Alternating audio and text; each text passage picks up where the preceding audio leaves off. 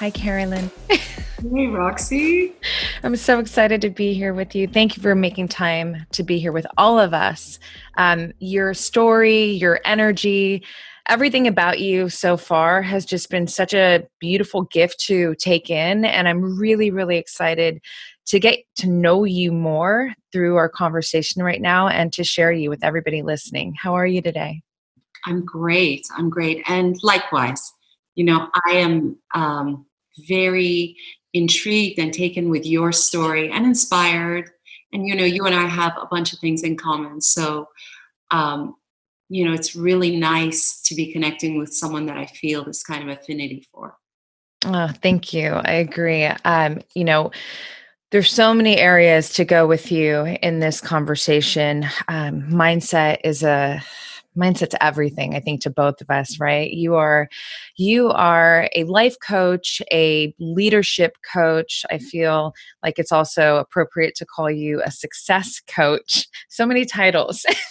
Basically, you help your clients win in life. Is that a good way to summarize it? Yes, I think that's a great way to put it. I think the whole coach thing, you're right. It's a word that has, in a way, lost its meaning. Hmm. But for me, it's important to tie it back to where it comes from, which is not um, the world of medicine. Let's say, like therapy or being a psychiatrist or psychologist, really comes from that world.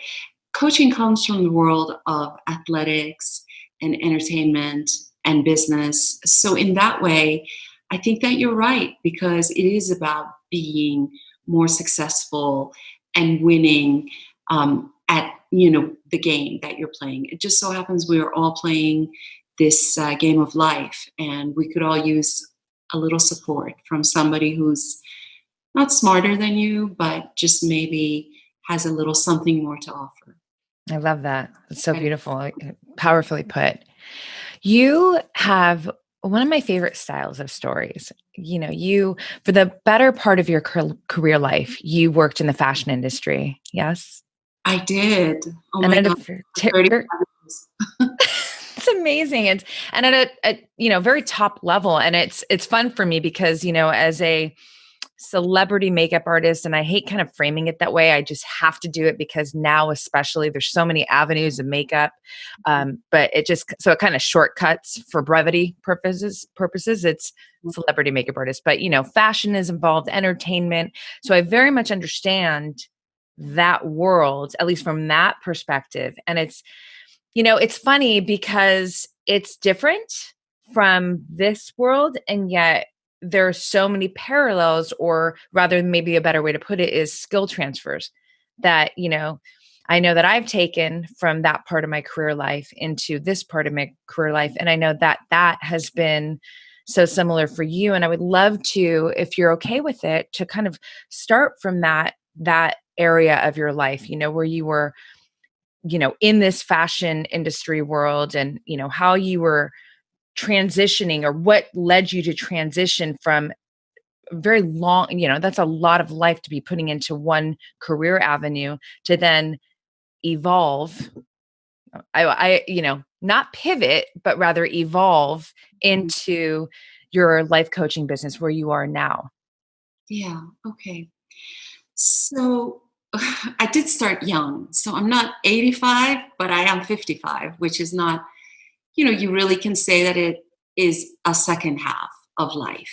And, hopefully in this conversation, we can talk about what you call 360 beauty and what is such a passion for me, which is how do we age beautifully? How do we age? What does that mean when you can't count on the outside beauty so much anymore, which inevitably happens to all of us? So I did start at 16. I opened my first business at 16, and I had that for 17 years. Then went ahead and was working with, a lot of the top brands. But to answer your question specifically, the skill, the desire, the passion, the kind of connective line between all of those years, what I did in fashion, And what I'm doing today is service. That really is it. It's service. So for me, it was never about Versace or Gucci or Bulgari or jewelry or handbags or clothes, although um, you can't help but love that stuff when, but I was never even really a consumer. I don't shop, I don't really consume.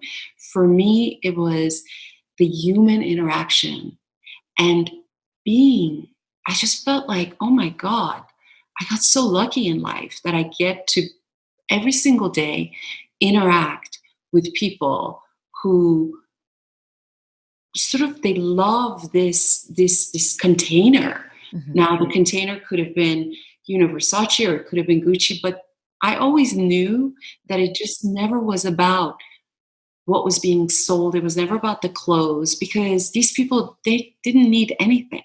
They just didn't need another handbag. But they came in and I understood from a very, I think, a young age that what they were coming in for was to be seen. It was to be heard. It was to be understood. It was to feel safe.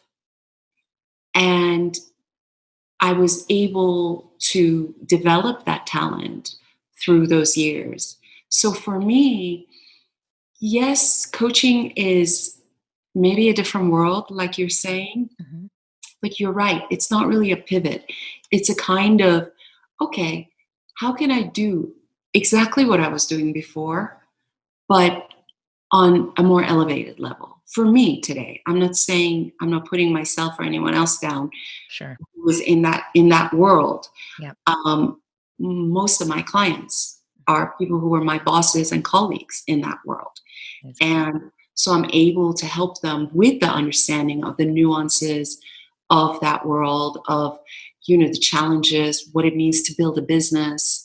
These things I learned for sure in those years. But the thread for my own personal evolution is can be summed up in one word: service. I served then, I serve now. I love that. And I think another angle just to add, because I'm such a visual person. I go there. I'm like, you were really accessing more joy for them too, right? It's like they're coming to you to feel all those things, to gain all those things that you just mentioned, and there's joy in that process, right? Um, Right? Absolutely. Absolutely. Joy and a sense of um, really safety. mhm, It so happens that okay, it was inside of a store environment, or if I went to them, or if my team went to them, but it was still a relationship that was grounded mhm, on trust mhm. and safety. They knew that, I mean, what could be more, in a way, vulnerable than sitting for hours in a dressing room? Yeah. It's like naked. You know what? I could draw a parallel because I'm seeing you in your most naked face when I'm doing makeup, and then having to put trust in me for you to be at your ultimate representation of feeling well, like beautiful, to the outside world. And so I so deeply connect with you. It's amazing, actually. Yeah, Right? You get yeah, it. yeah, So totally. someone is showing up, so vulnerable, and it's an honor, of course, a responsibility, Hmm. but also a privilege. Yeah.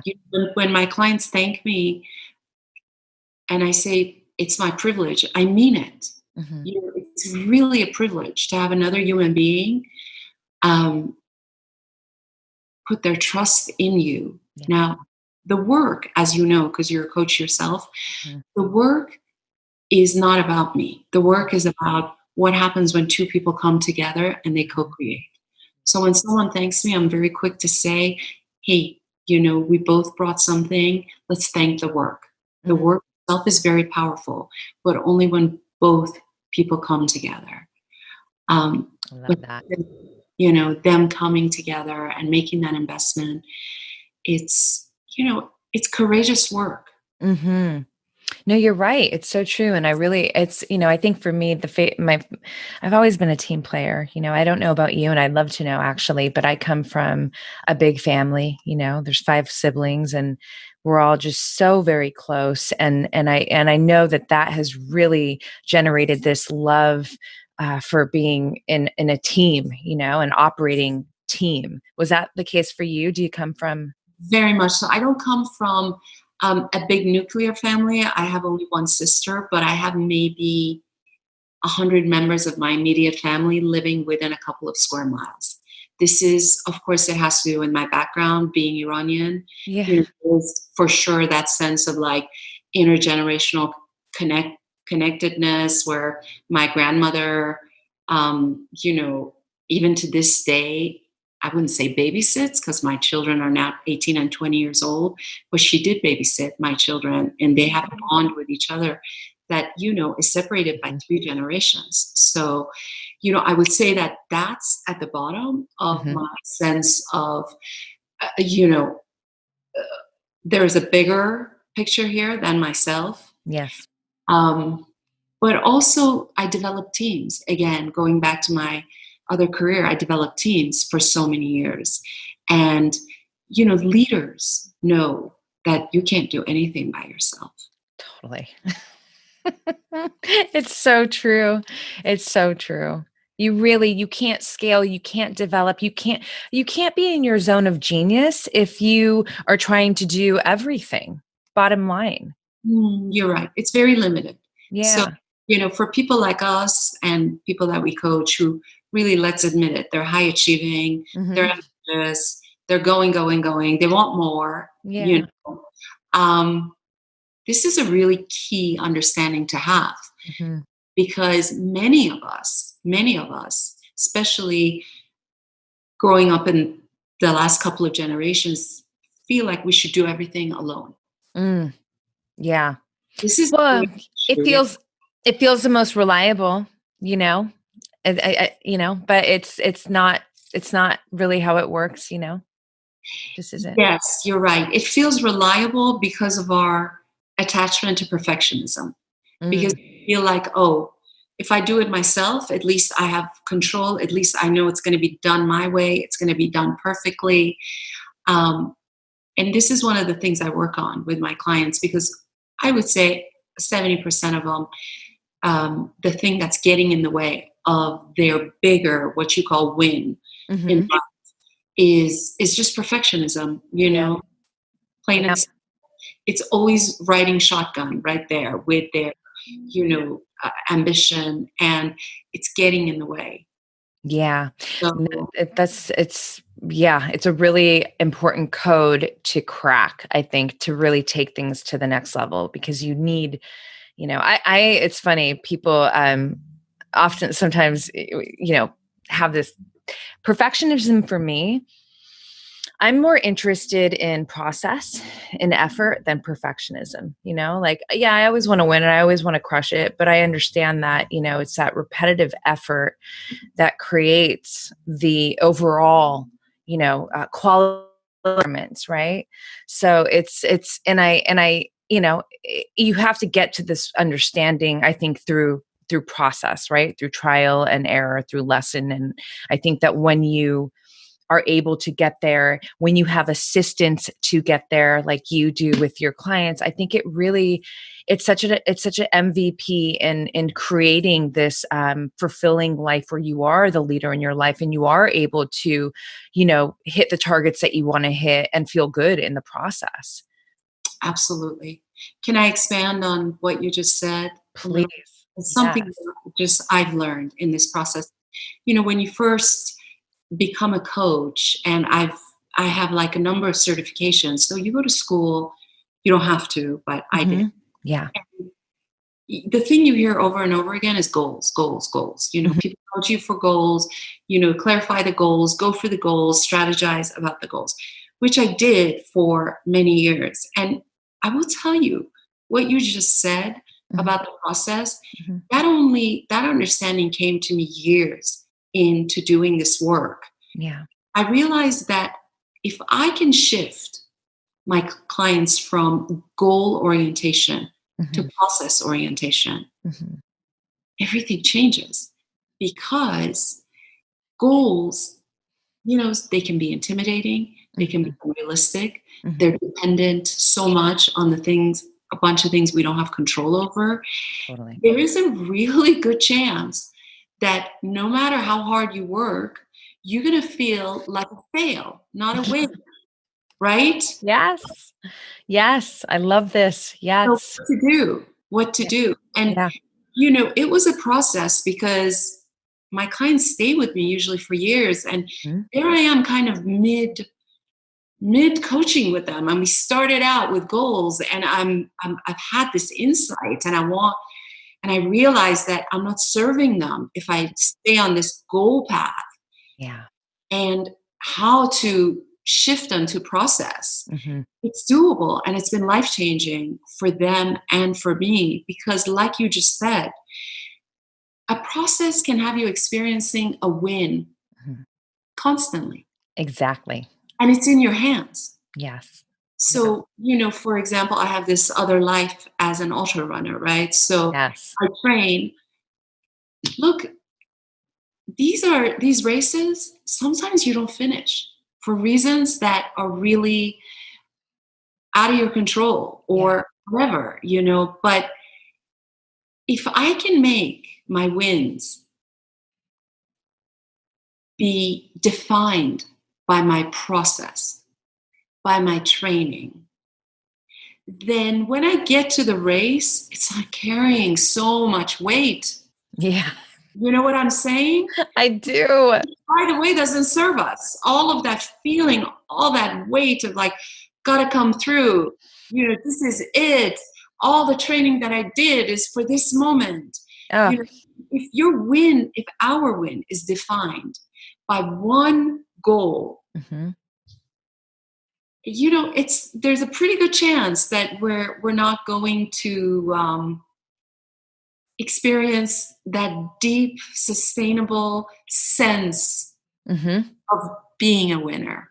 Totally. It's like I always say it's like winning on the way to winning. That's what I want to do, and that's the internal as you're working on the external, right? So it's like who you are in the process and how you're, witnessing yourself through the process and supporting yourself through the process and all of that as you're on the way to, because you're right, Carolyn, you're not always going to have, you could have the best intention, you could do everything right and you can miss the shot. And if your entire win and worthiness and all the things that go with it or we're on just making the shot, well, now you feel like shit, you failed, but if you are, honoring and paying attention and embracing the process on the way, I mean, it's just it's a deeper, it's a richer experience and it's a deeper understanding that I think I know, actually, I don't even think I know, allows you to continue to be a high performer and continue to take things to the next level and continue to actually, I believe, win on an even larger scale. It's like when you're looking down at your life from up here, even if you've missed some shots in the way, it's like overall, there's so much more fulfillment and so many more wins because of everything that you just so eloquently just shared right now. So yeah, it's so spot on. It's powerful. I want to invite you as a powerful voice, as a coach, as somebody that has a following that people listen um, to really like come on board with me to change the dynamic of what it means to win, Mm, you know? Because I think that we have, those of us that are high achieving, mhm, have really, in a way, me more than you, because I'm older than you, have been set up to fail. mm, We've been set up by our definition of what winning means mhm. to spend so much time on this hamster wheel, Yeah. you know, and not understand that coaching is about who you're being. Mhm, Great, I'll show you what to do. Nobody can do it better. I will show you what to do, like strategy, tactics, mhm, tools, skills. But that's not the deepest value of our work, mhm. right? As coaches, as a voice, as a leader that you are, I think the deepest value is to set an example Mhm. of being. Who are we being? You say this in your tagline, I think, where you said the life you're living is who you are. Yeah. Something I'm rephrasing. You are the life you're living. You right. You are the life you're living. Exactly. Yeah. So this sense to bring people with us, even if they come in through the door, come Mhm. in coaching through the door of action and doing Mhm. and achieving and specific goals, to in time give them the experience of the kind of vertical coaching that has them going up the soul line, not just their goal line. Oh, that's good, girl. You know what I mean? That has them, okay, we have this goal line where we're growing up as we're going, we're growing up. Mm. What about waking up? Oof. What about waking up? I think that's, when people come to me for business coaching, which I do and I'm happy to do, Mhm. I'm very clear with them that I am a coach that works on the level of personal transformation.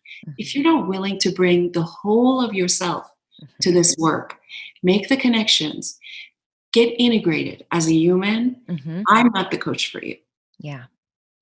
And I was drawn to what you do and really was excited about this conversation because I know this is who you are.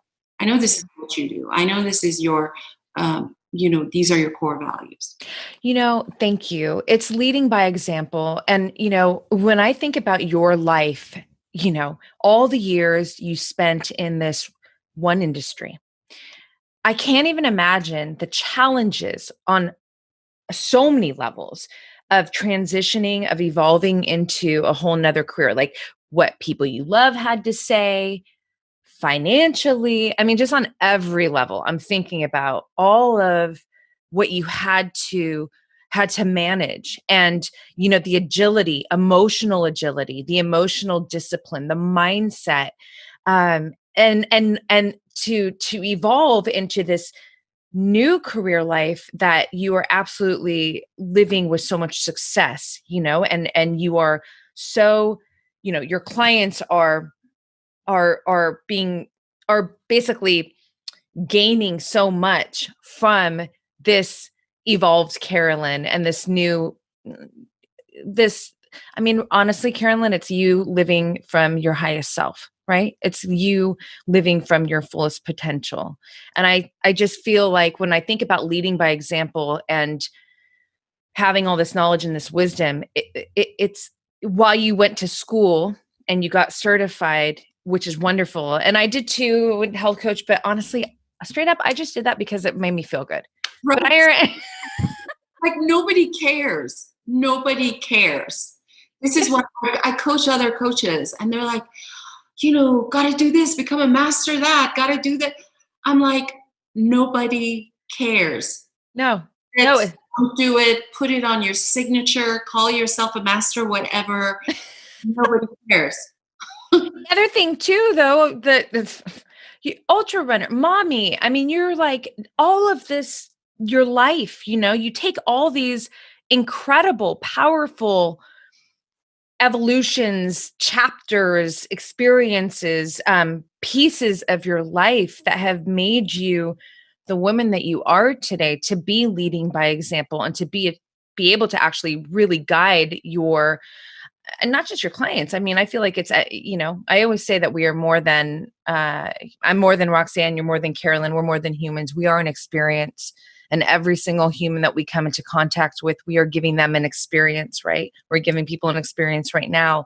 So the experience that you are is the result of not just the life that you have lived, but how you have maneuvered and evolved throughout it. And I think it's just, there's so many pieces that I want to talk about in this process with you, because when I think, those listening to this podcast are always, looking for a few things, how to expand their mind, to grow and to be fortified with strength and to be capable, to feel great in their body and to keep going for, to live from their fullest potential and from their highest path of life. And when I think about, how challenging it must have been for you to have transitioned from fashion life to coaching to being a mommy to how did you even get into ultra running? Like, that's a whole thing. I know that you've been managing chronic pain at the same time. I mean, there's so many elements that I know are going to be so supportive to those listening. And I really would just love to kind of pick your brain a little bit too about a lot of things actually, but that how you maneuvered through that transition and how you managed the external voices, your internal voice, all of that. Because I know that that's where a lot of people struggle right now in COVID. People have a lot of time to really sit with themselves and go, wait, is the life that I've been living the life that I want to be living? Okay, well, if it's not, how do I actually move forward into the things that do light me up inside? I don't know. I'm scared. What are they going to think? All of those things. So if we can touch on that, I think that would be a really powerful piece to add to this conversation. Okay. Okay. Thank you. Look, I wish I could say I woke up one day and I was just like, oh, I'm going to have this other career and I'm just going to I'm such a badass. I'm going to make it happen. It was not that way. It was not that way. It was a slow, painful, and ugly crash landing of my career, of my body, of my personal relationships, of my health. And this was probably started in my late 30s and went well into my 40s. So let me just be clear that was the beginning. That was the ground zero. That it was not like, oh yeah, I know how to do this. Yeah. And why did I have that? Because I was living life on autopilot. Because as much as I was always, I mean, really since 12 years old, I was reading The Road Less Traveled. Then I became a Buddhist. Then I became a Kabbalist. Then I studied with teachers. But it was always information. Always information. Read books, listen to podcasts, feel smarter. Yeah. Was I living smarter? No. There was this, my brain that was getting all the information and felt like it was getting bigger, but there was no results necessarily in terms of true transformation in who I was being. And the result of just staying on that path of just go, go, go, go, never slow down, do the next thing, was that really I crashed. I mean, I reached a place where career-wise, I hit a ceiling. And now I know that it's because I just wasn't loving what I was doing. But then I was thinking, you'll understand this as a mindset coach. My mindset was more of a victim mindset. It was like, oh, I'm a woman, I'm getting older, they can hire somebody for half the price, blah, blah, blah. And I had married and didn't feel like I had chosen successfully, that I had a successful marriage. I didn't feel I was successful as a single parent. But I was always hustling, moving fast. Yeah. And I will tell you, one of the things that I work on now with my clients is to take them from speed, which most of us have, to velocity. And I don't know if but please elaborate. They don't know the difference. Speed is just moving fast. You could be on a treadmill and be moving very, very fast, but not going anywhere. Velocity has us going in a direction. Okay. So I had no velocity. I just had speed. It was just like, go, go, go, go, go. And I think a lot of people will relate to this. One way or another, you will crash. For me, what made me stop was literally my physical self, where, I always ran, get up at 4 a.m, run 5 miles, take a shower, go to work, do this, do that, do everything. And one day I was running and literally it felt like it happened in one day. And I was like, ow. And I thought, oh, what's that? That was really the beginning of pain that to this day I have, except for for years, I was like just running from doctor to doctor going, okay, fix it. Yeah. I don't have time for this.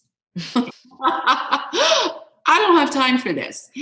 And the surgeon would say, well, you need back surgery, and the chiropractor would say you need it adjusted every day, and the nerve doctor would say, oh, it's your nerves that are being pinched. And I realized, oh, if everybody has a different opinion, then nobody knows. Sure. Yep. And so I want to say that I really did hit what, for me anyway, was a very low place. Mhm. And I got help. I got help. Yep. That's how I made, the move upwards towards a new life. And it was slow, Mhm. but it was committed. But the only thing that I would say that if I had not done it, I wouldn't be where I am today, was hire my own coach and get help. And just begin to understand that, oh, wow, there's a different way Mhm. that we could live. Was And it a hard decision? I'm sorry to cut you off, but I just want to ask, I think it's an important question. Was it a hard decision for you to decide to hire a coach? it was a hard decision for me to get help. It goes back to what you were saying about, what we were saying earlier about perfection. Sure. I, I mean, I needed, in my head, the belief Mhm. that was in the driver's seat was fucking figure it out. Yeah. Just figure it out, you know? Yep. And so, yeah, it was hard. It was hard to say, I can't figure it out. I Mhm. don't know. It's like a moment of vulnerability and then ultimately surrender, and then but I love that you went for it. And I'm so happy I just asked you that question, because I'm sure there's a lot of people right now who toggle with the idea of, should I not, now than more than ever too. There's all kinds of coaches, but it's like, man, I'm with you. I mean, listen, the easiest reference for me is like Michael Jordan has a coach. The top performers in the world have a coach for a reason, you know? Yeah. And so, it makes perfect sense to me that you, in that state, in that moment, when you finally decide I'm going to move forward, I'm going to get help, that would help you to rise to the next level in your life. So I'm going to let you pick it right back up there. But I really wanted to ask you that question, because I feel like, people do that. Yep, Yeah. absolutely. And one way that I've really found around that is it has to do with my business model. And this is the model that I teach to my coaches, which is never sell, always serve. Mhm. Because if you serve and give people an experience of coaching first, Yeah. then it's not risky. It Mhm. doesn't feel risky to them. So I was very lucky because I connected with a coach who had the same um, business model. So we met, and by the time I signed on, it didn't feel risky. It didn't feel like, oh wow, I'm weak, or I was going against some terrible, some big belief, or what's going to happen when I hire this person. It was very much we had had couple of sessions, deep sessions already. I knew what coaching was. I knew who I was, going to be working with. And there was no selling on his part. So he just served me powerfully ahead of time. Mhm. And, um, and I signed on. So I was lucky in that way. But, there are different kinds of coaching. I did go in just saying, hey, I want coaching around health, and I want coaching around career. I did say that. Mm. But again, he was like, cool, we can do all that. But you have to understand that if you want to coach with me, I'm a transformational coach. We're going to look at your whole life. Yeah. And boy, oh boy, did I get lucky, because um, it is about living an integrated life if we want to be healthy. Yeah, you so. Whatever issues I have Mhm. mechanically that cause me pain, Yeah. they're still there, but it doesn't matter. I couldn't possibly. I wasn't nearly as physically able at 35 than I am at 55. I You love know what I'm that. saying? So it's I do. I do. At 42, I'm kicking my 32-year-old's ass. but it's not about it's not about, oh well, some doctor came in and fixed me. No. Because God knows so many of us have this issue. We don't know why. This kind of like mechanical issues that lead to chronic pain, years of eating, I guess, maybe a certain way, a certain lifestyle. Yeah.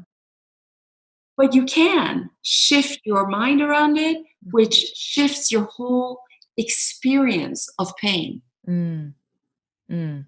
Yeah, it's almost like you reframe what the pain even means to you, which then allows you to move through it differently, I imagine. Absolutely. Absolutely. I don't know if that answered your question. No, it beautifully yours. I love listening to you. Yes, no, it was very articulated that perfect. And in my mind, I'm wondering like how you meet this coach, you start doing the work, you have this pain, you're getting ready to move into what would be the next chapter of your career life. When and how, and excuse me if I'm jumping too far, you back me up wherever you want to, but my thought is like with that pain, when does and how does ultra running come into the because can you explain what ultra run we've had Sally McRae on that podcast, but I for love Sally. listeners new, she's so wonderful. Oh my God. It was a cackle fest the whole time. Our laughs are so similar, but we if for those who aren't familiar with what ultra running is, because I know there's different forms of it, and you are specific, you race in the mountains and the hills, right?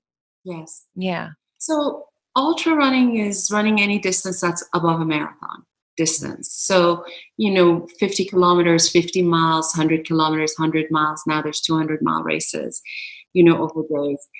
It is, I would say, 99% of the time in the mountains. So there's this element of, elevation, a lot of times altitude. There's sky races, which have to be above a certain altitude.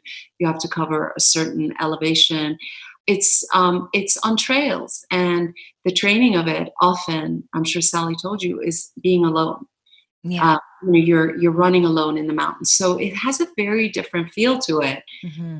than running. I mean, I don't consider myself. I couldn't. I don't think I could run 3 miles on pavement or sidewalk anymore. You know. I have to tell you, I totally understand this because I live at the beach. It's my backyard, and my running, and I run throughout the week, is barefoot in the sand, in the deep sand, and it's usually between on a lower day, it's a 3 mile. I'm not a high mile runner, but on a usually it's a 4 to 6 mile run, 10K, and for a moment in the quarantine, they shut the backyard down, and it it crushed me, because this is something that I love, and it's constant in my life, and so I started running in the street, and girl, let me tell you, and I grew up running, by the way. I was a competitive runner growing up, when I was a kid, and Yeah, I, putting on shoes, I could do track sprints. That's different, hill sprints, but going miles on the concrete with the I, no, versus wind in my hair, ocean breeze, sand. I so understand, although I don't do trail running, but that nature, it's the same uh, yeah, oh my gosh, thing. it's cathartic. Sport. It's a different sport. Yeah. When you ask how did I make that pivot, again, kind of an embarrassing story. It doesn't make me look good, but I used to be like, just run, run. I was not on the track team. I was like, it was more like getting my aggression out, running. I wasn't loving running for the sake of it. It was like, get it done, 5 miles, 6 miles, go to work. And I used to run around the UCLA track as well. And also the park where I live, around the park where I live. And there was this man for years, years. We're talking decades, because I've lived in the same neighborhood for like 40 years. And he's older, kind of crooked. Mhm. When he would run like this. But man, he showed up every day and he ran.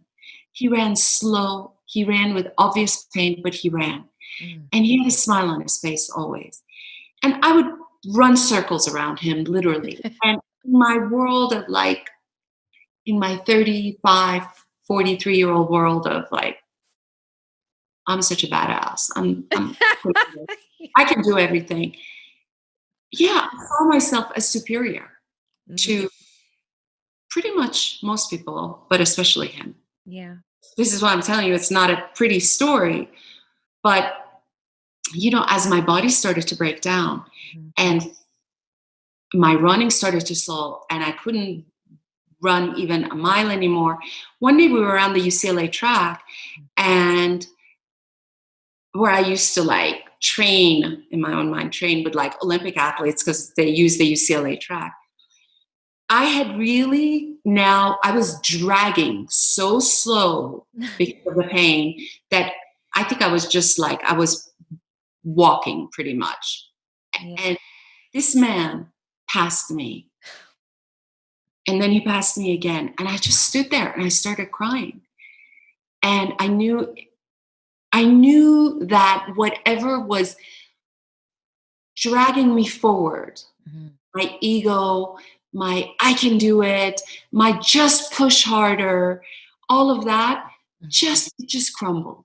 It just crumbled. I knew that I had hit a place from which I could stay there or I needed to build up like this man. I knew he was my teacher. Mm. I knew that he was the answer for me. So I slowed down and I said, can I walk with you? Do you mind walking with me? And he goes, no, of course not. And he had no problem. He was just going a little faster than a walk anyway. He slowed Yeah. down. And I started asking him questions. How do you do it? What's going on? How do you show up every day?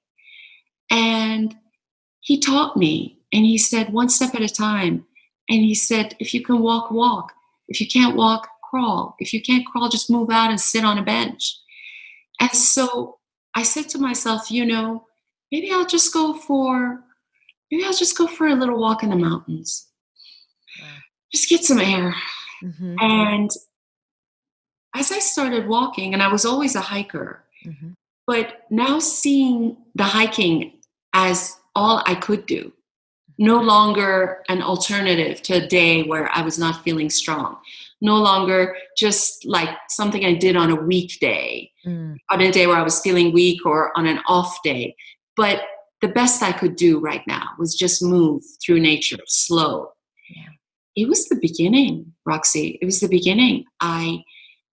Then I went again, and then I started moving a little faster. And then I said, well, what would it feel like? I wonder if I can maybe just run for like 10 seconds Mhm. without pain, or maybe 20 seconds. And I realized that there was something very different for my body when I'm running on dirt and in nature and on this ground we call Mother Earth. And I just started to make spiritual connections and I started to feel differently and my body started to get stronger.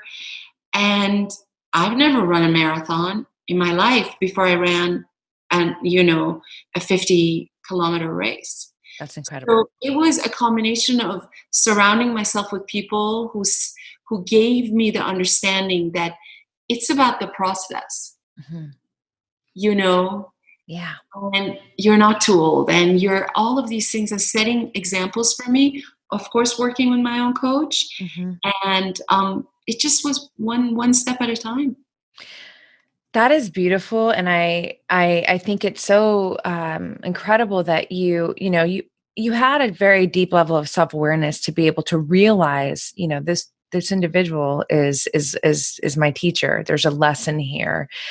I think it's also beautiful that you subscribe to the lesson. You said, okay, I want to investigate, right?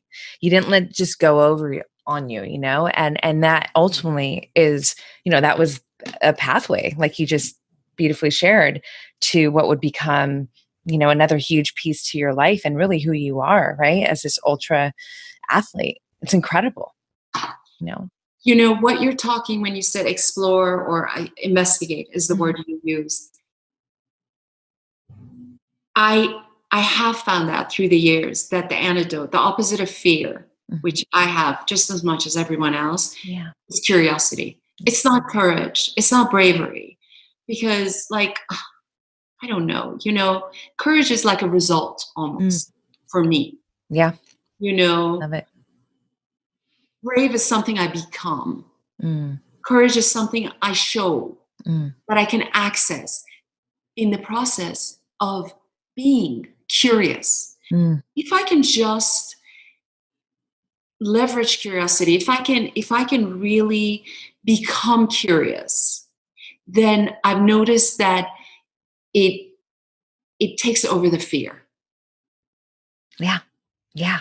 I was curious. I was genuinely curious. Who is this man? Yeah. What does he know that I don't know? And the thing that is also so important to point out is that you went for it.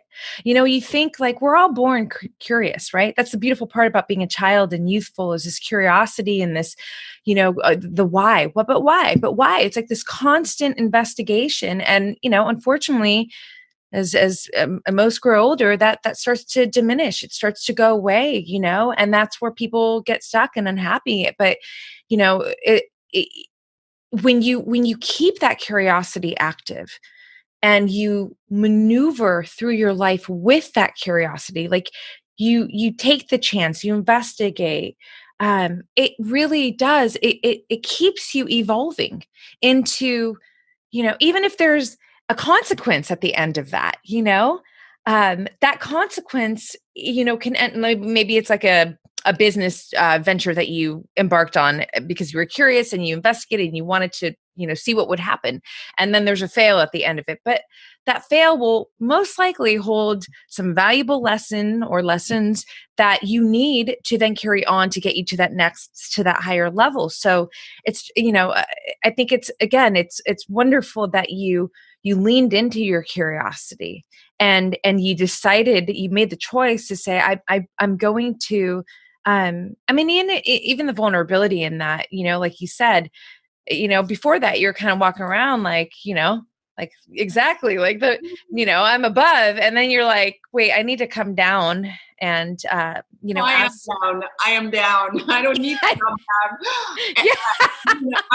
I wish I have this conversation with my children. Yeah. I wish for humans that they do it voluntarily, because when we don't, the universe will do it for us. So it's no longer like, I need to do this. That would have been voluntary. It was like, I'm down. You're like, to the man, help. Yeah, like, please help me get out about it. That's incredible. I do want to narrow in on something you said though, which I think is such an important part of what we do and something folks need to understand. Curiosity is a great starting point, but unless you take action, we're not going anywhere. And this is something that's inherent in how you live and what you do. But a lot of folks need help with that because, Brooke Castillo is a coach who, she makes this distinction between massive action and passive action. And passive action is all the things we do on the way to making, our goals come true, our dreams come true, our vision come true. We read, we go to school, we learn, we talk to people, we listen to podcasts. And it feels like we're getting smarter. It feels like we're doing something. We're not changing our life. Yeah. And this is what I hope more and more people understand. And this is what coaches offer. Is that understanding that unless you move into massive action, nothing's going to change. 1 year from now, you will be living the same future, the default future you would have had. So at the same time that I'm talking about being who you're being, it is very important to say, okay, I'm curious. Don't just read another book, because you need another book. Nobody around us, we are so overloaded with information. Everybody's so smart in the head. We don't need to read another book, another article, another anything.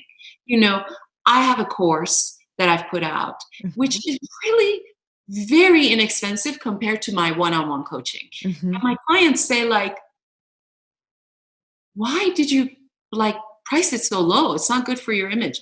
I'm like, because it's just information, Now, there's tools in there. Yeah. There's practices if somebody Yeah. wants to actually do them. But Mhm. we know that 80% of courses go undone and unread. Yes. But one-on-one, when you're working with another human who holds only your agenda and is Mm. all in, Mhm. okay, that's a whole other level of alchemy. That's a whole other level of magic. And it involves action. Mm. Massive action, understandably, people don't want to take it because 100% of the time it's in front of others. Yeah. And 90% of the time you fall on your face in front of others. So of course we don't want to do it. But there's just like no other way, like you said, there's no other way to move forward. No, it's so good, Carolyn. I know, that's a big theme to your coaching is taking your clients from, this place of knowledge into action. And you're right. It's like again, being a very visual person, I'm imagining somebody in the kitchen, you've got, okay, you got this recipe and you've got all the ingredients and they're all set up perfectly and you've got all the ingredients, the book, the podcast, all the content. But now you got to put that shit on the stove. That's the scary. Now you got to make it all happen. And the hesitation kicks in because what if you burn it? What if what if you get it wrong? It's just that my mind is an art. I'm like, and it's like, Huh. man, put the shit on the stove. And if it gets burned, it's okay. Cause now you know to adjust the temperature, to do it different. But it True, doesn't true. happen. That meal is not going to come into fruition Yes. until you combine all those pieces with the fire. And maybe another way to add to it is like the coaching, man. It's like, yeah, it's helping you to either to ignite the flame, or it is the flame sometime, the coach, but you're so right that you cannot. I think a lot of people do get stuck in the consumption of the knowledge, and the information. And sometimes I think that could also hold one back because you feel like one can feel like as they're learning more and they're witnessing more on the outside, it's like, wait, am I good enough? Am I ready enough? Do I have all the things? It's like, man, you gotta, yeah, you have to be willing. I have a campaign under Black Belt Beauty called Seek the Fight. And where it was born from, Carolyn, was this idea that one of the things I know I've been really good at in my life is I've been willing to live in the arena and get punched in the face, be put on my knees by the challenges that stand guard at my growth and the ideals that I hold for my life. And I get back up and then I throw a punch. I learn about who I am. I have learned about who I am in every punch that I've taken in life and continue to take, right? So my idea behind Seek the Fight is exactly that. I want you to move towards the fight. I want you to go after it, get uncomfortable, feel it, get punched in the face, be put on your knees. Good. Get back up. Watch yourself, witness yourself in this entire process because there's something really important about that there too. Self-respect, self-compassion, self-love, self-confidence. You're watching yourself. I actually, it's a perfect bridge to want to ask you. I mean, has that played a role for you in your life? Just witnessing Carolyn move through everything that you've been moving through and continue to move through in your life, all the hard, all the adversities, all the challenges, and who you have been in this process and what you've overcome. How has that played a role to what you feel about yourself, to your self-talk, to who you are in this moment today? Mm. I think the best way to answer that is I'm going to reference a podcast that Okay. you had a few weeks ago with Ben Hardy. Oh, I love him. Right? Yeah. So great, right? Yeah. Where you both were really digging deep into how we assume we have a certain personality. Mhm. And that personality is made of, like, I don't know, cement. And it's this, unbreakable statue. It's who I am. Yeah. It's fixed. um, you know, it's just I learned through all those experiences that you're talking about, but also through working with folks and all kinds of practices. Some of them truly, I have to say, I don't want to call it religious, but spiritual. Yeah. You know, I have a strong morning practice that goes everywhere, like you do, covers all the ground, but at its core, it's spiritual, Mm-hmm. you know, Yeah. meaning a connection with Yeah. in quietness with a higher source, right? All of that at some point had me realizing, not overnight, but over time. Yeah. Okay. Realizing that, you know, the, thinking that this is my personality is the easy fucking way out. In my course, the Life Vault course, the first module is personality, practice versus personality. Why? Because basically it covers everything. All the other teachings are based on that. If you, if we can begin to understand this concept that our personality is not this thing that's made and it's unchangeable, just who we are, and begin to understand that pretty much everything is a practice, everything, then that's the path right there. That's the path. Yeah. And what you're saying about seek the fight, people don't want to seek the fight because they feel they don't have the personality for it. Mm. Oh, I'm not that. I can't. I'm not a fighter. Mm. I'm not I'm sensitive. It's hard for me to get back up when I fall. It's this, it's that. It's just a practice. Mm-hmm. It's just a practice. You are not afraid of it because now you've practiced it so much. Mm. So when you see the fight, yeah, you get like that feeling in your stomach or whatever, but you don't get gripped by fear because you think that somebody's asking you to speak Chinese and you've never ever in your life studied Chinese. No? No, it's so Right? true. You're like, okay, I've done this before, I've practiced it. You can move forward. For most of us, when we're asked to do something, it is like someone's asking us to speak Chinese. We have no clue. We have no clue. We've never practiced it. We don't understand it. Yeah. But instead of saying, you know what, I've never practiced Chinese, I've never learned it. I can, but I haven't. Instead, we say, oh my God, I can't believe I don't speak Chinese. My parents didn't teach it to me. How could I have been raised in a home where nobody spoke Chinese and now I have to like deal with this and pay the price and I'm so not good enough and what's wrong with me? No.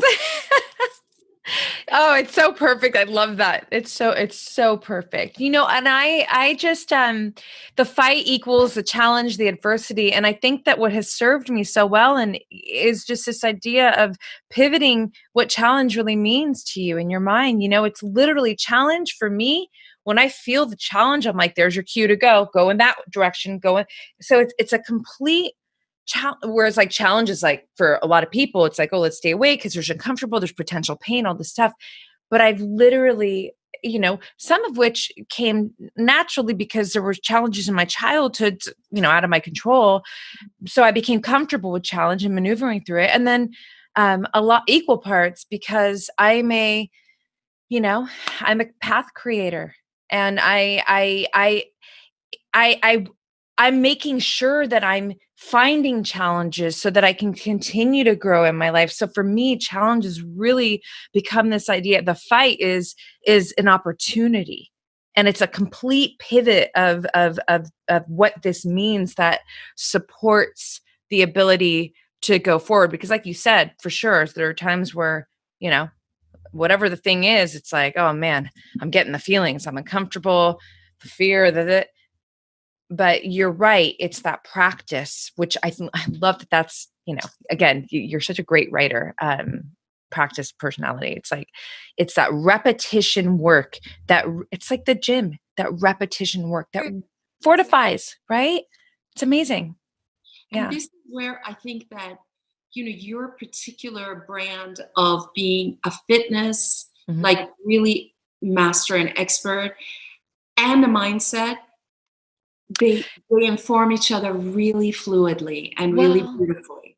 thank you. And I think that there's so much alignment with you because you're an athlete. And, I'm a holistic high performer, right? We have high performer. Yeah, I'm not that. I'm a holistic high performer. And the reason for that, what that means is you I don't want to just be killing it in one zone. And there's no such thing as one zone.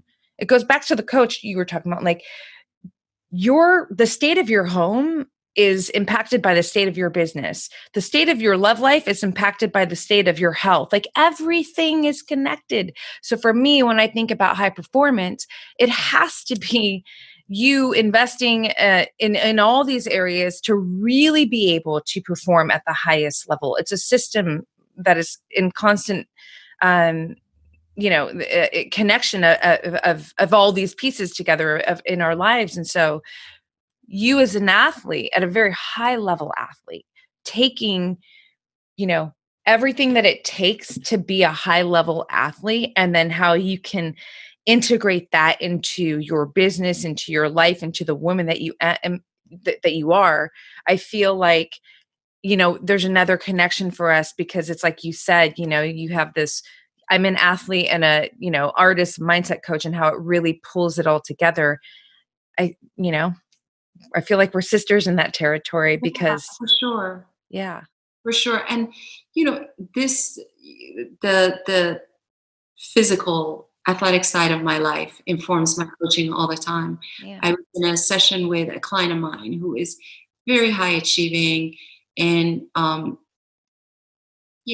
he owns a sports league without getting too specific. And um he's in a place where he's really at a threshold. And he said to me, "Man, how am I going to do this right now?"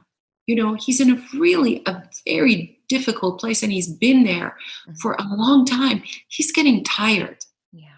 So I can access mile 35. I'm where he is, you know? And Yes.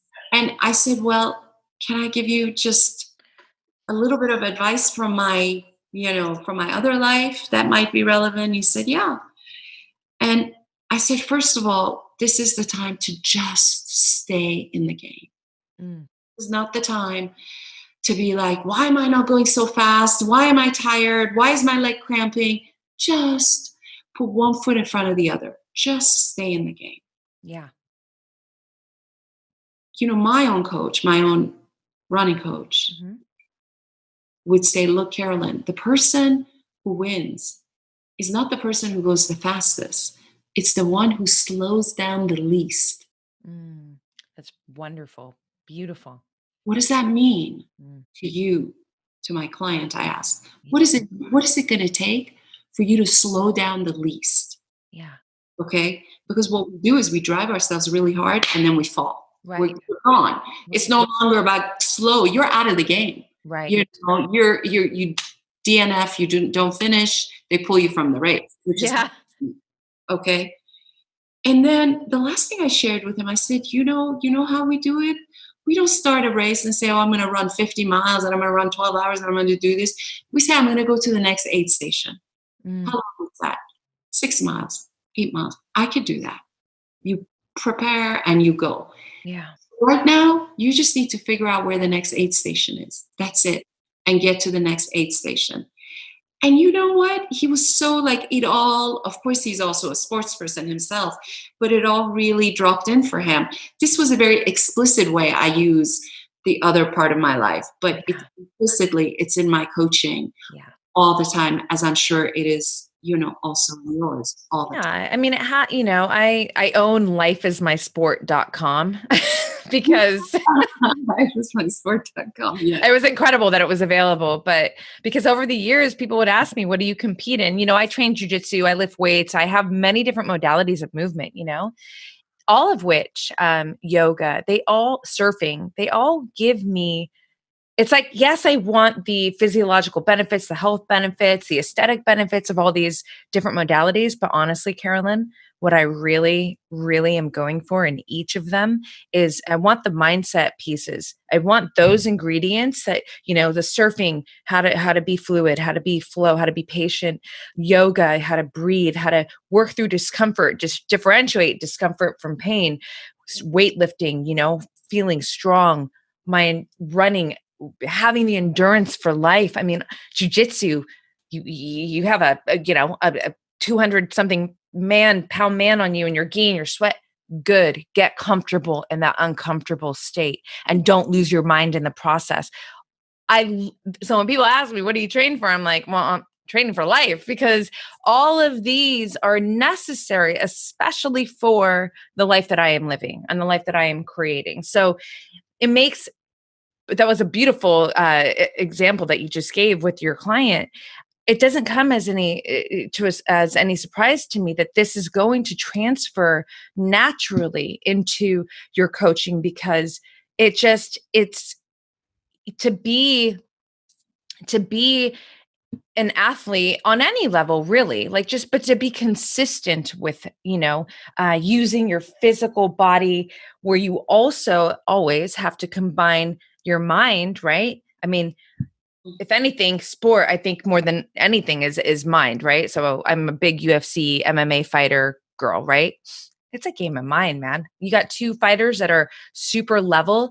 The one who wins, it's a game of inches. It's the mindset for the most part, right? And so I imagine you on these crazy, amazing races, and you're at what, mile 40? Like, what? This is mind over here.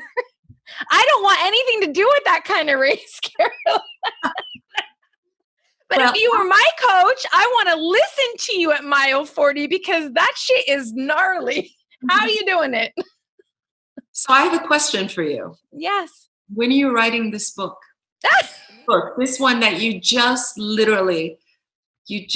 out in 12 chapters, 12 sports, You're amazing. and making that connection.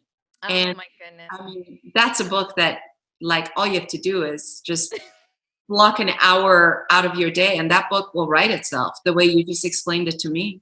Oh, you move my heart. I'm on my cycle, so I might Just cry. do it. Well, books are definitely in the queue. There's a couple This of book, them. this That book, book. Okay. Well, there you go. this book right here, Yeah. right here is written already. You just need to, I mean, I need to hire you as my coach to get me through this book. That's what's happening offline. this book is ready to go. You just Oh, literally, like, gave me the synopsis of it. oh, that's amazing. Yeah. Well, you know how it is when you're juggling all kinds of things. And I mean, I know that the books they're coming, it's like the setup. And I appreciate you, absorbing it that way and then gifting it back to me that way. That's it really, it makes me emotional. The thing is, it's all real, it's all authentic, and it's yeah, yeah. Thank you. That's why I'm saying the book is pretty much written itself. All you have to do is, kind of put the time aside to give birth to it and The put it out in time. the world. Yeah. Some books we write to support what we do. Hmm. The one you just shared Yeah. it just is. It's like it's already existing. You just need to Yeah. sort of put it out into the world for no Yeah. other reason than it should just be out there. And, Okay. I mean, it will have benefits, obviously. You'll have a great book, but it's pretty much written itself. I love that. Thank you. It takes when I first came up with Life Was My Sport, I thought about a playbook, and I think that's the interesting part of being an artist and an athlete, and having, it's like there's a lot of different ideas, and you have to just, I think for me personally, I'm curious to how you feel about this, but actually it goes so perfect with one step at a time, because it's so easy to get overwhelmed. Everything's important. Everything matters. And then all of a sudden nothing gets done because you're just overwhelmed. So it's like, okay. Because I have a saying called inches make the mile, right? So Mhm. it's like, how can we let's just make let's get this ebook done right now. Let's get this next, coaching program, whatever it is, and then we move into the next thing. And I think for me, what I do to know what to put in front of the other, I mean, there's a couple strategies, but ultimately it's what's lighting me up the most right now that I feel like is going to give me the most energy to be able to be consistent with this project, to see it through to the end. Right. Cause then this happens and I go all in and I'm like, okay. And then I'm done. Move on to the next thing. But yeah, there's a lot in the orbit. Mhm. I hear you. I hear you. I'm I would argue that everything is not important and everything doesn't matter. I would argue, but perhaps not on this podcast right now. Oh, Carolyn, I love it. That's why, first of all, thank you.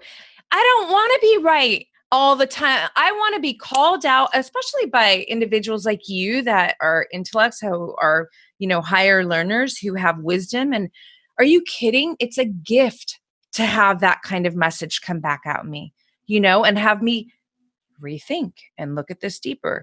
One thing that I'm not a fan of is lazy thinking. Fuck. I can imagine. Don't just settle on that. Peel the layer back. Blanket statements, all that stuff. You have no idea. I can't. I roll my eye. It's my father's fault. I can imagine actually a kind of brutal side of you coming out if you're ever faced with that in people. I can imagine. I'm guessing that there's a side of you that's just going to be like, I don't have time for this, and just walking out the door. It's a bit of a roll of the eye, I'm like, oh God, I can't, but yeah, well, I just think it's really easy to rest and just be like, sit there, but it's like, it goes back to the investigation. It goes back to the curiosity. It's all about growth mindset. And, if you're always, just settling on this idea, this story, this, and you're never questioning and also never allowing yourself to be open to be wrong, then you're never going to, I'm more addicted to the growth than I am to being right, or to the story, or to the thing, So that is, yeah, that was a beautiful gift that you just shared. And I'm going to talk more about it with you. Okay. But back to you. This podcast is about you. I'm so grateful. I want to honor your time. I want to, there's a couple things I'd like to do with all of my guests. I would like to have, first of all, more conversations with you, off the podcast, but certainly on the podcast again. I love what you're about. I love, I want to support you in all the ways that I can. I think, in the world of, coaching, it's an interesting time because there's just so much of it, and I'm not judging on any level of, to each his own, like coach.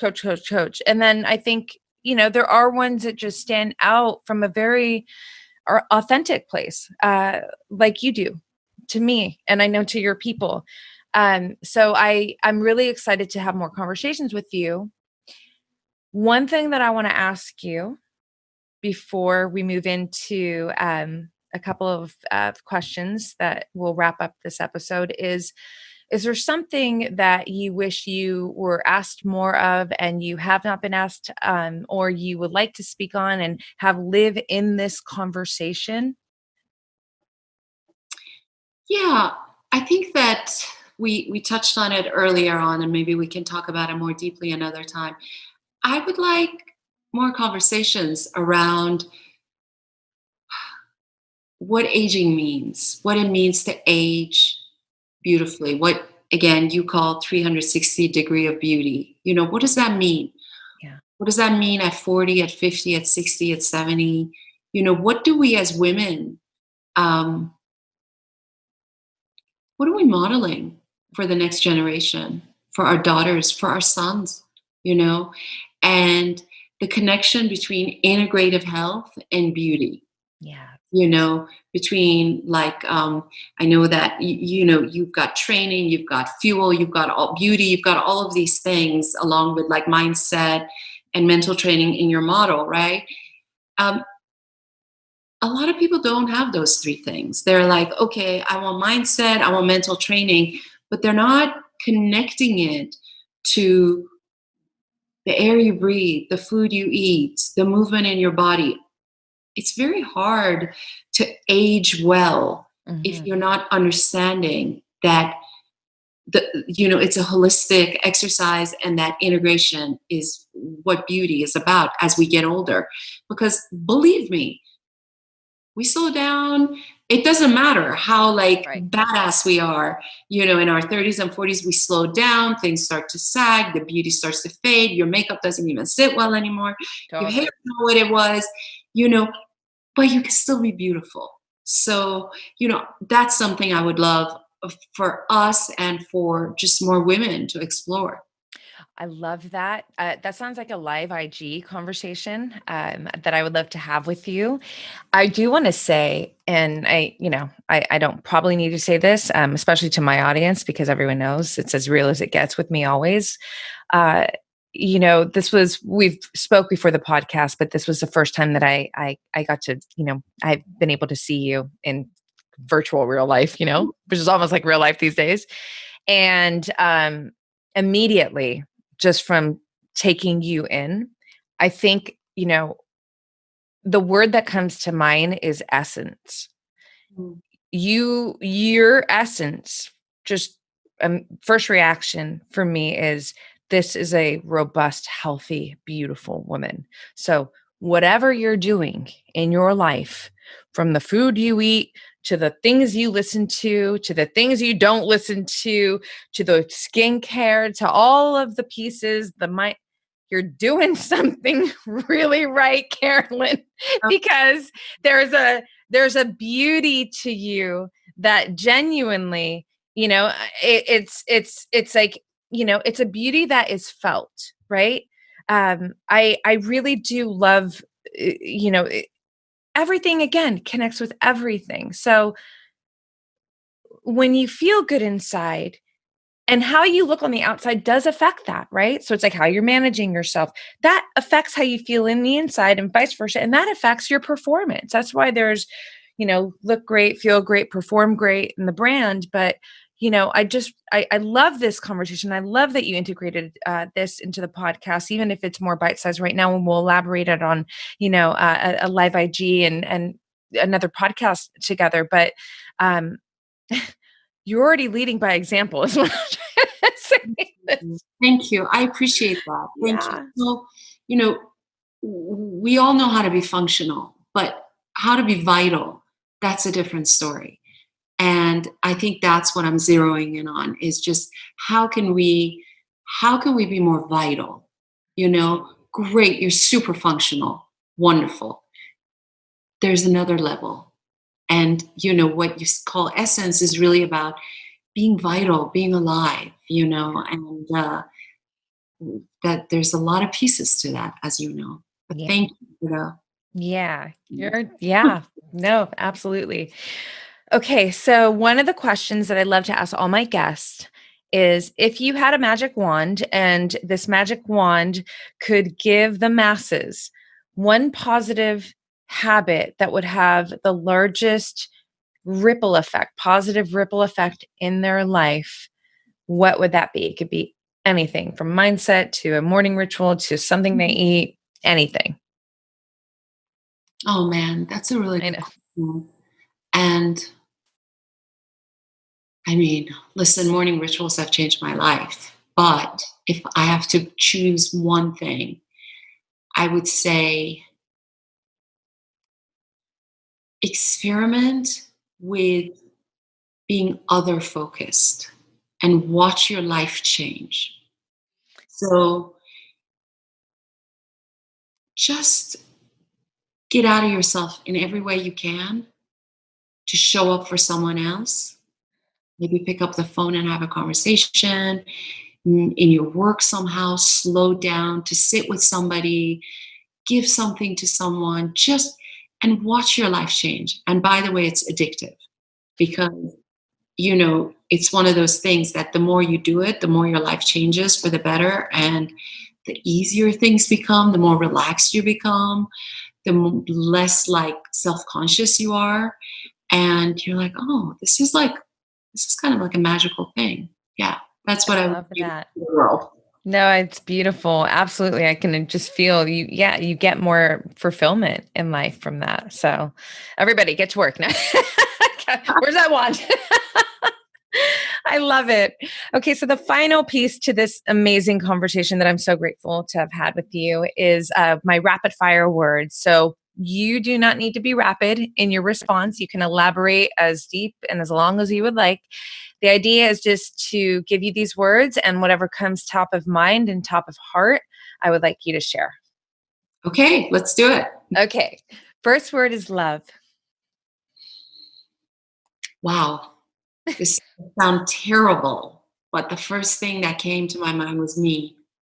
That is perfect on this podcast. I mean, it sounds selfish, but I do think that I'm all about love. And I do love myself. And I do love others. And my work is about love. And I try to go back to love when I fall off the wagon, which is like daily. So, yeah, that's the word that came top of mind. Oh, it's perfect. I literally just created a post the other day with this. I was deeply thinking, as I always am, and I was like, because love is everything to me, and I was like, love is a high performance tool. Wow. Yeah.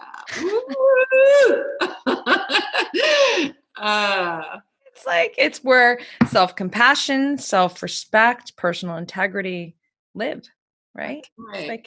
It's I'm like going to write it down because I'm going to steal it from you, but I'm always going to give you credit. Love is a high performance tool. Love it. Isn't it amazing? Well, yeah. I mean, I think about you on your races. You're at mile 30. What's getting you through? It's like, Carolyn, I love you, girl. We can do this, right? I'm imagining, Yeah, it's incredible. Okay, so next word is fear. Yeah. It's a phrase that came to mind. I have it. I have fear. It's an understanding that I have come to terms with. And in coming to terms with it, it's been very liberating, and it's also helped me, of course, with my coaching, just to know that fear is just going to be my companion forever. Yeah. And that's okay. I have it. It's there. Is it in the driver's seat where it used to be all the time? No. It's more often in the child seat, buckled in, like yakking away, asking, are we there yet? Are we there yet? So it's more like that now. But it's there. I have fear.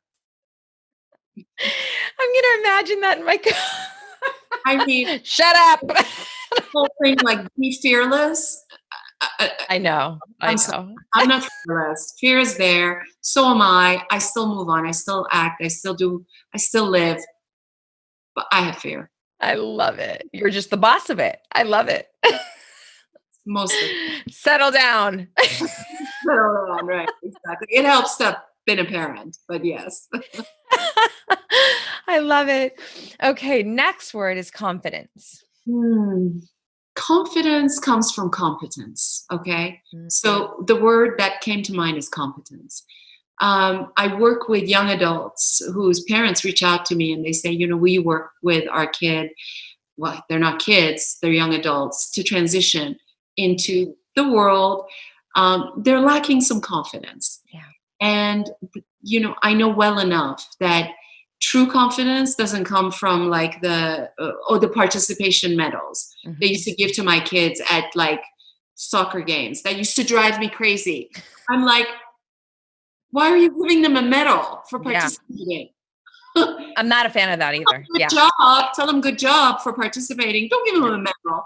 Right. So confidence, true confidence, grounded confidence comes from practice, developing competence, and knowing that, okay, I've got a measure of competence. And from that,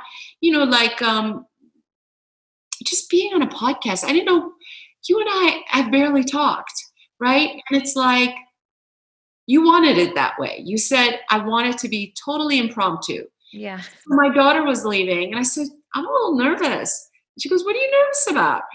I said, well, I mean, just going to show up and talk. She goes, Mom, you just show up 8 hours a day. You have no idea with people, what anyone's going to say, and you do this. I'm like, you know what? Actually, you're fucking right. It's like the same thing. That gave me confidence. I love that. I was able to access a level of competence I've developed through practice. Yes. Yes. I love that. I love that your daughter coached you. That's amazing. Wonder where she gets it from. Oh, that's so beautiful, Carolyn. Oh my goodness. Okay. Next word is passion. Mm. Look, the word that came to my mind is myth. Okay. Mm. I know that passion is like a big buzzword, Mhm. especially for the younger generation, younger than me. I know from my own experience Mhm. and working with just a lot of people that passion is something we develop when we become good at something. There's a great book out there for anyone who wants to really dive deeper into what I'm saying, because I know it won't resonate with Mhm. many. It's called So Good They Can't Ignore You by Cal Newport, Yeah. who also has written Digital Detox, also Deep Work, right? So, he is really up there Mhm. in terms of intelligence and research, and he's a professor and he's so smart. So it's not just me saying it, we become passionate when we become really good at something, when we develop career capital. We've done so much work that, our what's in our heart, which you can Mhm. call passion, Mhm. mixes with our experience, with our results, and creates these great opportunities for us. And suddenly we come across as passionate, Mhm. you know? Was I passionate about fashion? No, I just wanted to work and make money and get independence from my like traditional family and Yeah. make a couple some. I saw it as the way to being independent as a female Mhm. coming from a Middle Eastern family. Mhm. Okay, fashion was the way. Then I became good at it. Then I had expertise, so people would come to me. You know, I don't know if you're like passionate about makeup, you Mhm. know? So it's like passion is great, but it's kind of to be interested in things is great. Mhm. You can become interested in a lot of things if you're curious, Mhm. and you will become passionate about the thing that you're good at, and people acknowledge you for it, and you're able to serve, Mhm. from, and Yeah. you're able to impact the world from, then suddenly it's your passion. I love Yes, it. I'm passionate about coaching. Did I think 10 years ago, 20 years ago, 30 years ago, I was going to be a coach? I didn't know what it was. So, That's amazing. I love that perspective. It's a flip and it's beautiful. And it's like, I feel it. Yeah. The more that you do this work, the more that the passion I think is just continuously fortified and expanded. It's like the flames just keep, even when, especially almost because of the challenges that come with whatever it is, that you're doing, but you're just like, it just builds, I mean, even if you think of relationship, a lot of times it's that challenge that can make the passion, right? I'm not saying all challenge, it's like everything has to be hard, but it's like, it's just, I'm not saying that, but yeah, let's just leave it there. That was beautiful. Okay, couple more words. So next one is courage. courage. Yeah. Courage is really the word that came to my mind was gateway. Courage is a gateway. Yeah. We have to go through it. So again, I think that it's good to um, kind of bring alive your curiosity. Yeah. Curiosity will lead, hopefully, to the courage necessary. Mhm. Courage is a gateway. You can't get to the other side without going through courage. You can't. No, it's so true. I'm backing that up because that's true in my life for sure. Yeah, I love that. Yeah, I wish there was a different way because I would Yeah. talk to my clients. I want them to have, unlike you, I want them to have the easiest way possible. Like, I'm like, dude, if I could make it easier, I would. Like, Yeah. when they beat the shit out of themselves, I'm like, if that worked, I'm Yeah.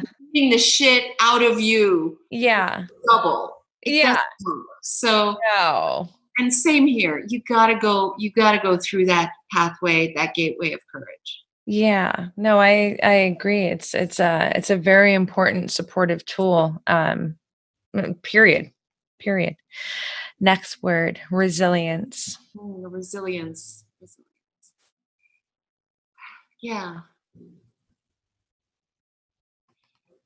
I got these two words. It happens. To me, Mm, resilience is again a result. mm, So, you read, there's a book out there called Mindset by Carol Dweck, which I'm mhm. sure you've read. It's such a seminal book. And she talks about resilience.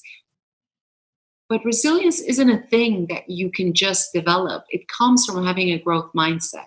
Mhm. So resilience happens from falling, from failure, from you can stop that from happening. A lot of parents are doing that with their children. They're Yeah. stopping their children literally from becoming resilient by building these, towers, ivory towers around them, Yeah. by not letting them have any experience of failure. So you could stop resilience from happening. But if you don't stop it, Yeah. life will, I think, generally make you resilient. Generally. Yeah. Yeah. For sure. I agree with that, that it's a result. And it's one of my favorite words, and it's certainly something that in my life is it's a constant. It's like I'm wanting to increase my resilience, right? And the Yeah, pathway to that is moving towards those fights. yeah, for And sure. yeah, final word. Final word is excellence. Excellence. Excellence is awesome. It really is. It really is. At the same time that I'm always coaching to slow down, don't give into perfectionism. Good enough is good enough.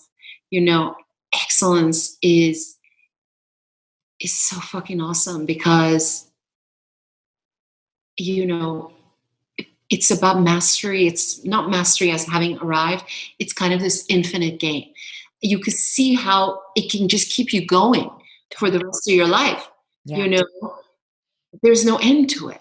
I Mhm. love things like that. I love things that are, again, to quote Simon Sinek, he has a book called The Infinite Game where he goes into this. There are games in life that are finite, Mhm. like and any of the games that you take part in, like MMA or sports or whatever, Mhm. a football game.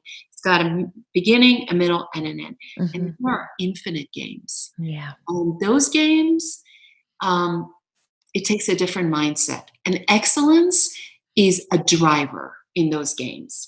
If you're always like going for excellence, Mhm. you're always feeling vital and energized and curious because there's more, I right? love that. Yes. And there's a huge difference between perfectionism and excellence. And I know that there could be a confusion sometimes, but excellence is really I love the way you just framed it. It's a driver. It's truly for me, it's a process. Excellence is a process. It's like doesn't mean you're winning all the time. In fact, no. But it's what you just said. It's the driver and everything. That was beautiful. Yeah. You're incredible. I want to honor you. I want to appreciate you. I want to say thank you. You're an absolute contributor, just for existing the way that you exist in this life. You're to the clients that you coach, to everyone that you come across, because it's really who you are and how you move through this life. So it's been such a privilege to be here with you, to take more of you in, to share you with the world. And I would love to, and this will all be in the show notes, if you can leave our listeners with the best way to stay connected with you for those who want to work with you, your programs will be in the show notes as well. But yeah, before that, just thank you so much, Carolyn. You're incredible, truly. Thank you to you, Roxy, for this really beautiful conversation, and I look forward to continuing and exploring together. I am on social media, on and off, but mostly on now. Um, on Instagram, Carolyn Mahboubi Coach, and Facebook, Carolyn Mahboubi Coach, and LinkedIn as well. And the best way to find me is really through my website, and send me a little note, and I always respond. I'm very responsive. Um, Pretty simple. I think that's the best way. I have a course out called the Life Vault course, which I've made a special offer for your clients that Perfect. will be included. And that's Lovely. how you find me. Thank you. Thank you. All of that will be in the show notes again. And Carolyn, thank you so much again. This is definitely a to be continued on and off podcast. Sounds good. Thanks, Roxy. All right. Thank you. Bye. Bye, everybody.